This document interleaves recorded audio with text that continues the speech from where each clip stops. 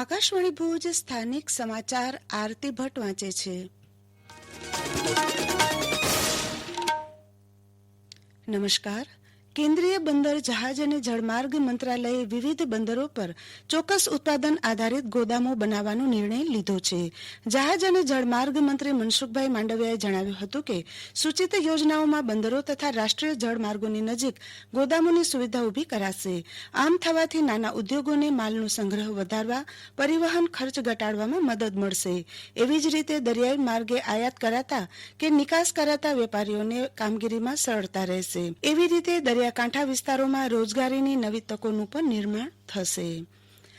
પ્રધાનમંત્રી નરેન્દ્ર મોદી આવતીકાલે આકાશવાણી પરથી સવારે 11 વાગે પ્રસારિત થનાર મન કી બાત કાર્યક્રમમાં વિવિધ વિષયો પર પોતાના વિચારો વ્યક્ત કરશે. સવારે 11 વાગે હિન્દીમાં મન કી બાત રજૂ કરાયા બાદ તરત જ પ્રાદેશિક ભાષાઓમાં તેના ભાવાનુવાદનું પ્રસારણ કરાશે. મન કી બાતના પ્રાદેશિક ભાષાઓમાં ભાવાનુવાદનું પુનઃ પ્રસારણ રવિવારે રાત્રે 8 વાગે જે તે ભાષાના આકાશવાણીના કેન્દ્ર પરથી કરાશે. આ કાર્યક્રમનું પ્રસારણ આકાશવાણી તથા દૂરદર્શનના બધા જ નેટવર્ક પરથી કરશે. તેમજ news on air website DD news પરથી પણ પ્રસારણ કરાશે.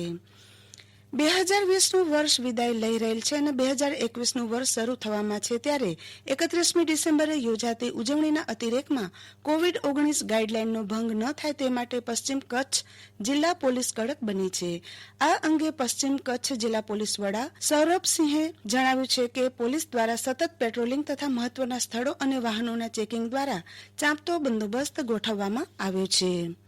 કોરોનાની મહામારી સામે આખો વિશ્વ લડી રહ્યો છે અને આપણે કોવિડની જે ગાઈડલાઇન્સ છે એ ગૃહ મંત્રાલય તરફથી પણ આપણે સમયાંતરે જાહેર કરવામાં આવે છે અને ત્યારે કોવિડની ગાઈડલાઇન્સનું પાલન કરાવવાનું જે પોલીસ તંત્રની જવાબદારી છે એ જવાબદારી ધ્યાને રાખીને આપણે આવતા 31 તારીખે 31/12 ન્યૂ યરમાં પણ એ કોવિડ ગાઈડલાઇન્સનું પાલન થાય એની આપણી ખાતરી પોલીસ ખાતું કરશે.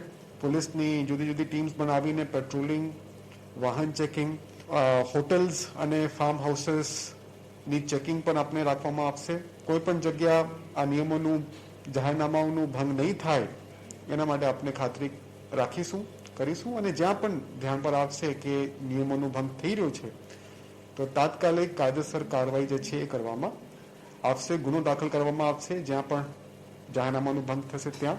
અને બીજા જે વાહનોમાં પણ આપણે જે નિયમો નક્કી કર્યા છે કેટલા મુસાફરો વાહનોમાં બેસી શકે એનાથી વધુ સંખ્યામાં પણ જે કોઈ બેસશે તો એના વિરુદ્ધમાં પણ આપણે કાયદેસર જે કાર્યવાહી આપણે કરીશું.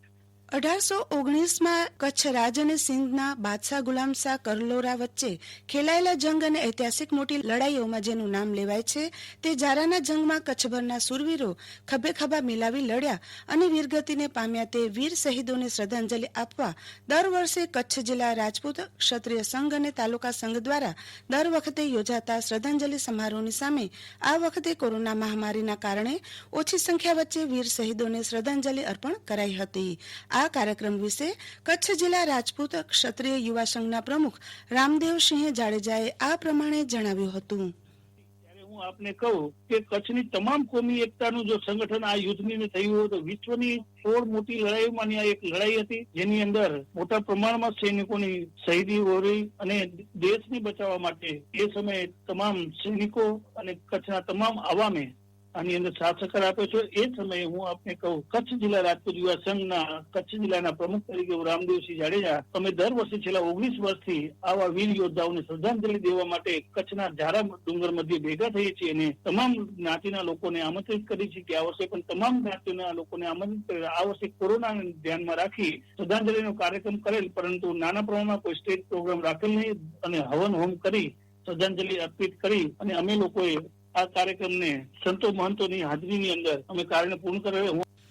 ભુજ તાલુકાના મોટા સરાડા ગામના સમાચાર મિત્ર સોઢા હાજી સાહુ જતે ટેલિફોન દ્વારા માહિતી આપતા જણાવ્યું હતું કે ગામ મોટા સરાડાના જ માલધારી જત મજીદ હાજી સાહુને માહી દૂધ ડેરીમાં દૂધમાં ફેટનું પ્રમાણ, દૂધની ગુણવત્તા અને વધુ પ્રમાણમાં દૂધ ડેરીમાં આપવામાં બીજા ક્રમે પસંદગી પામ્યા હોવાથી આજે માહી દૂધ ડેરીના ચેરમેન તરફથી તેમને પ્રમાણપત્ર આપવામાં આવ્યું હતું. આ સાથે સ્થાનિક સમાચાર પૂરા થયા. નમસ્કાર.